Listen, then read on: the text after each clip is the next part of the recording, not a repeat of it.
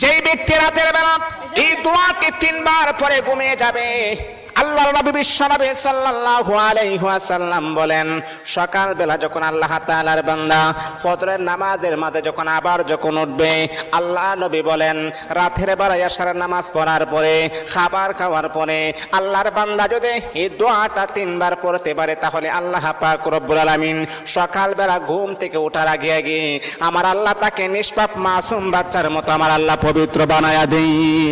দোয়াটা সবাই আমরা জানি, আমরা সবাই কিন্তু দোয়াটা জানি, কিন্তু আমরা আমলটা করি না।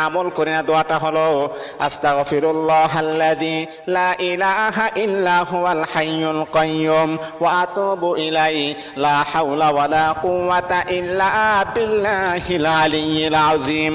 3 বার যদি আপনি পড়তে পারি, ইনশাআল্লাহ আল্লাহ পাক রব্বুল আলামিন আমার আপনার জীবনের সমস্ত গুনাহগুলোকে আমার আল্লাহ ক্ষমা করে দিবেন।